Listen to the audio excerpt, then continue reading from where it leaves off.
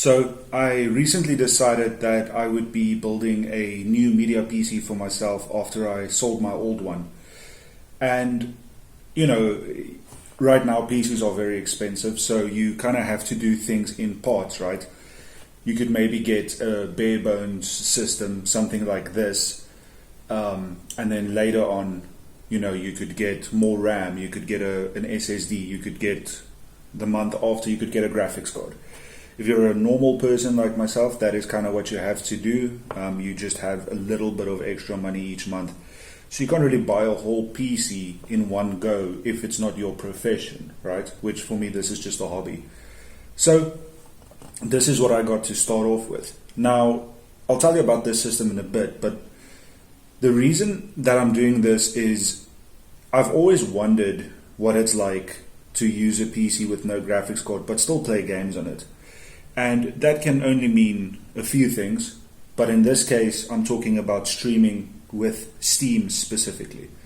So Steam has this thing where if you're on the same network, you can stream games to another PC, and that PC doesn't necessarily have to have any sort of GPU to be able to actually play the games, right? Because your main device, which in this case my work PC, which is a powerful PC, will be doing the work. And this is a good option for someone in a situation like myself where maybe you've got multiple rooms with TVs or something like that, and you want to be able to play games in them. Like in my case, this is the living room. I want to be able to play games at the TV when I'm not, I mean, I do have a PlayStation, but when I'm not playing on the PlayStation, there are some PC games that I want to play, right? That's on Steam. I don't necessarily want to play in my office because I work there. But that PC is powerful, so it can play those games. And then all you really need is a Wi-Fi connection and a powerful PC to stream to other PCs. And that's what I'm going to try today. Now, this is not something that I've done before. I do stream to a tablet when I exercise, and that works quite well. But that is 720p, HD 720p. So streaming at 2K, 4K, that's going to be a little bit different, and we'll see how that goes. Let me tell you about this system. So there's a site in South Africa called Bob Shop, which used to be Bid or Buy. And how that works is it's like an auction site, right? So you just go on there, you leave a bid for an item, and I had left a bid for this computer, which ended up being, I think it ended up at exactly 3,000 Rand, which is about $220, something like that, just over $200. And what this PC is it's like an office PC, but modern office PCs are relatively performant. This is I think it's a Mesa workstation something, right? And it's a relatively performant PC. So it has a 10th gen i5, 10400. It came with 16 gigs of DDR4. I had an extra 4 gig stick, so I put that in. So it now has 20 gigs of DDR4. It came with a 256 gig SSD, I think, and a 1 terabyte HDD. And then it came with, just a decent motherboard. I'll open up here and show you. And this is the case that it came with. Nothing special. It's just a office case. But it's usable, right? So let me just open up here. This is what you can get for about $200 if you are able to find a good deal. Now, I hope you can see, but it's a relatively okay system. And what I like about what Mesa does is they don't make their own connectors and stuff, right? So you can take this out and put it in another chassis and put your own stuff in, and it's good to go. This does have an empty NVMe slot, which I'm going to make use of. It has a 350 watt power supply, which is gaming capable for some graphics cards, like if you're going to go like a low profile chassis, which might be good for a HD PC, media PC sort of thing if you put it in your TV stand. But I'm going to go full ATX PC because I'm going to put it next to my TV, and I have replaced the power supply and the chassis already, but that's going to be another video.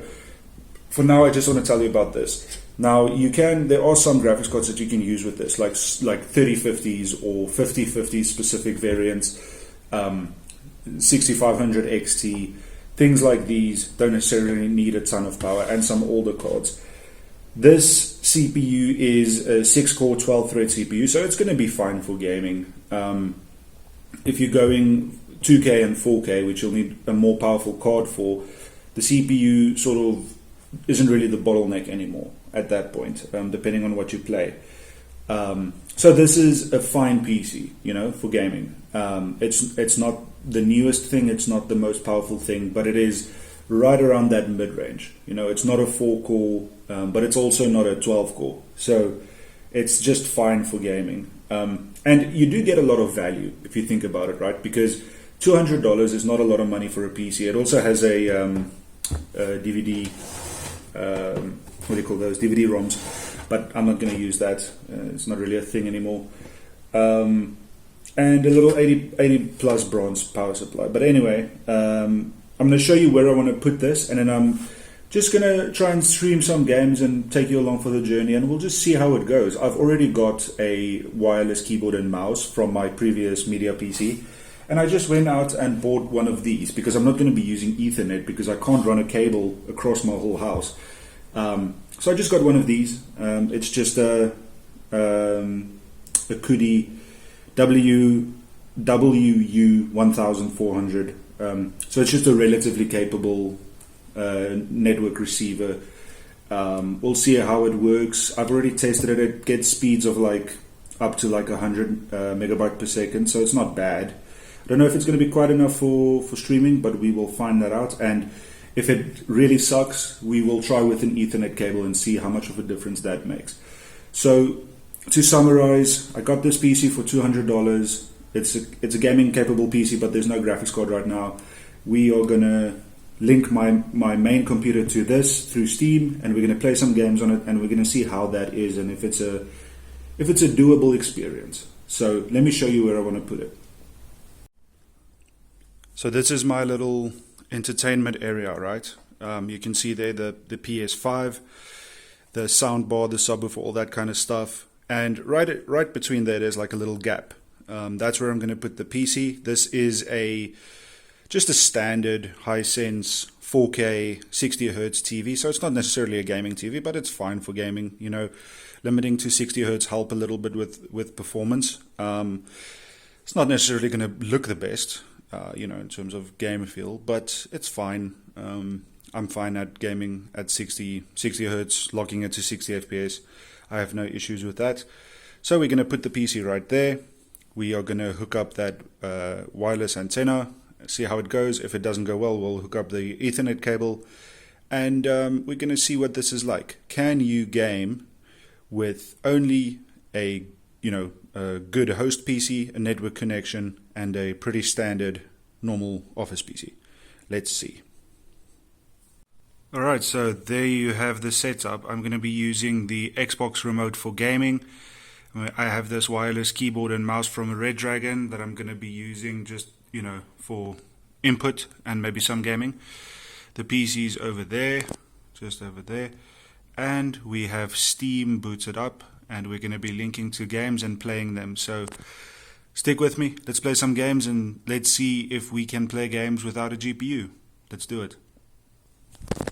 So I'm playing a game called Ashen, and this game is not graphically the most impressive game or anything, but it is a unique looking game. It has sort of this clay art style. Regardless, we are actually running this at 4K right now, and it seems to be doing fine. You'll see the little PC just down there on the right hand side, and I'm using an Xbox controller right now to play. And I mean, it seems like there's a little bit of latency here and there, especially when it has to load a ton of stuff, but for the most part it seems to be fine. What a sight. Our world once more bathed. Let me skip this. Before we begin our journey, we must find This is of course the beginning of the game, so there's going to be a lot of talking and stuff. But I just wanted to show me running around and everything. And again, this is 4K, right? So this is as good as it gets visually. So I'm very impressed with it. I have no idea how to run. I kind of just want to attack someone and see what that looks like, because while it does feel good, there's like a slight bit of latency, but it is also, you know, I'm playing with an Xbox remote, so it could be that. Oh man, I don't know how to run.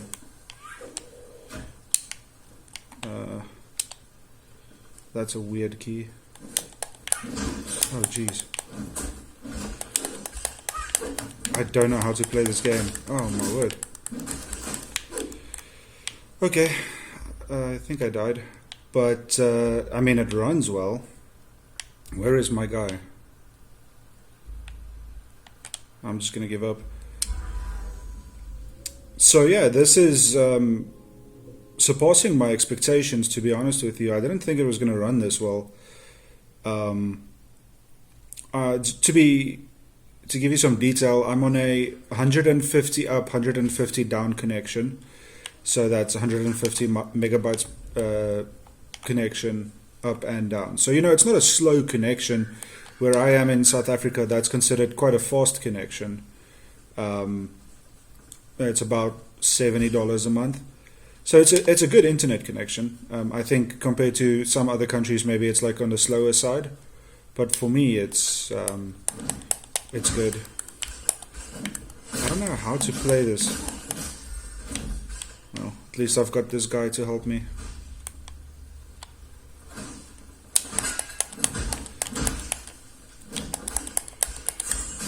I need to... Okay. So anyway, this is running really well. I'm very surprised. It looks really good. There's like a little bit of latency, but it's very playable. I wouldn't play like, you know, an FPS game like this or anything, but a game like this, or a story game, very doable. I'm quite impressed. Let's try something else. Okay, this is Devil May Cry 5, running at 2K, full graphics. It feels pretty good. Again, you know, like a little bit of latency. I don't remember how to play this. The camera kind of sucks right now. But it could just be the settings being wacky because I haven't played, and I played on a different system last time.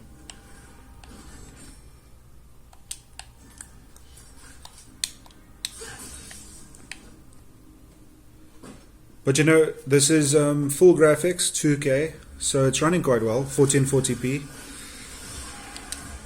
I think it helps that the screen is tied to a refresh rate of 60. How do I shoot?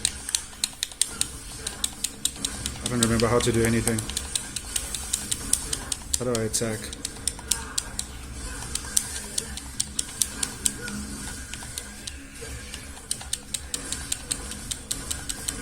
So yeah, I mean, this has zero lag, to be honest. It looks good. I don't think the phone is necessarily doing it justice, because I'm recording this on my phone. So I think there's going to be a lot of like glare and stuff in the phone's camera. But honestly, it looks kind of good. It looks like what it would be on the PC downstairs, right? The one that's hosting it. So I'm very impressed with this. Honestly, when I did this, it was kind of like a gimmicky thing, like, yeah, this is cool, you know, gaming without a GPU. But now I kind of wonder if I even need to go and buy a $300 GPU, because that was what my plan was, right? In like a month or two, going out and buying a GPU. But now I just feel like, I don't know, this is kind of good enough. I mean, honestly, I feel no latency right now. And I'm not like some sort of like a pro gamer or anything, you know, I'm not obsessed with how the game feels and everything. If it feels halfway decent, I'm happy. I grew up in an age where, you know, it was a lot more difficult to run games. You had to have like very specific PC ports and stuff, and that kind of still exists, but it's not like what it was back then. I'm talking pre this series of graphics cards that most people watching this would even have been born with. I'm talking pre 2010. So yeah, in those days, when games like Crysis came out, the original Call of Duty, Modern Warfare, COD 4 back in the day, it was different. It honestly is. Games are much more optimized now, and I know it doesn't really feel that way sometimes because of Unreal Engine. This is not really what the video is about, but we're kind of going off on a tangent. But games are actually very playable now. Like, you could have a GTX 980, which at this point is probably a 10-year-old card, and you could run this game at least medium settings. So games have become quite optimized, to be honest. Regardless, that's not the point of this.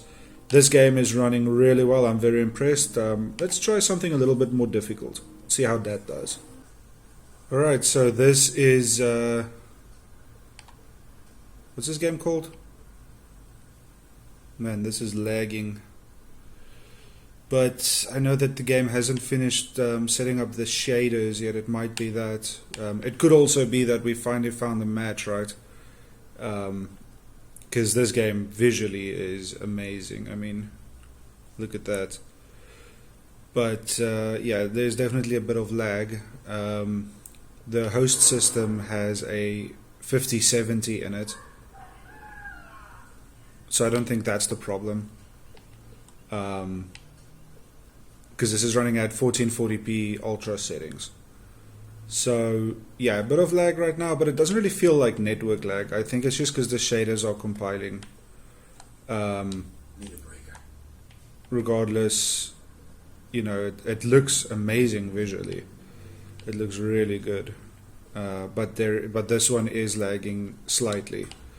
I could play it like this. I would hope it gets a little bit better.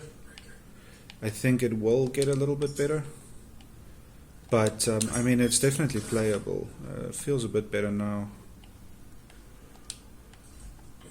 Needed to get a circuit breaker. I just want to kind of get to the combat, see what that's like, because that'll be the biggest indication of how this is actually doing.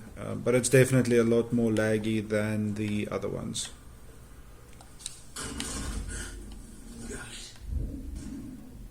So let's see.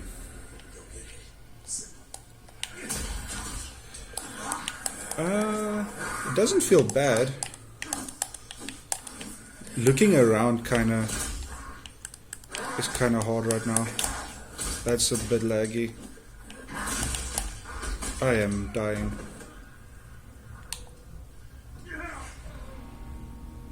I don't think I've actually ever died on this game. It's just I don't play with controllers usually, so I'm not used to it. But I'm more just checking stuff out right now.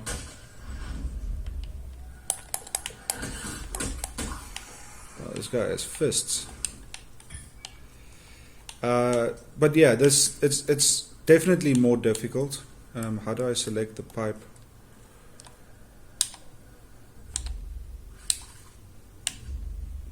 Definitely more difficult. But still very playable. I think it is getting better. It does lag when you look around a lot, but visually this is amazing. And considering this PC has no GPU, I think this is still a really good result. I probably wouldn't play like this. I think if it stayed like this, I would probably go down to HD. But regardless, I think this looks amazing, and I think it's a really good result. Let's do one last game. I don't know why I couldn't get this game to run full screen, but yeah, this is a game called Children of Morta. And this is a 2D game, so it's the least demanding one that we've played. It is running on 4K. Again, I don't know why it's not running full screen, but yeah, it works. Rhea, a land long forgotten, a place of unimaginable beauty. Cool. So, yeah, a game like this seems fine. I'm not sure what the frame cap is because obviously, First appeared as sludge given life. in a game like this you can't really set it. But even combat here feels very responsive.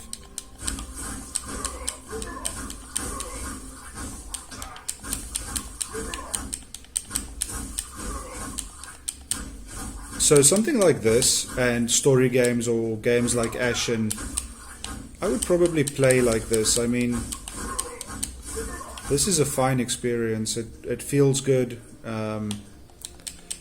It's responsive. It just feels like playing it on the PC downstairs. So this kind of thing I think works well. And overall, I'm probably still going to get a GPU, just because the response times and stuff like that. But if you want to play games like these, right, like 2D games like Stardew Valley or a game like this or Potato or Vampire Survivors, whatever, I don't really think you need to invest in a graphics card, to be honest, because this really doesn't feel bad. Now, getting it to run full screen would be a priority, of course, but it doesn't feel bad. Oh man.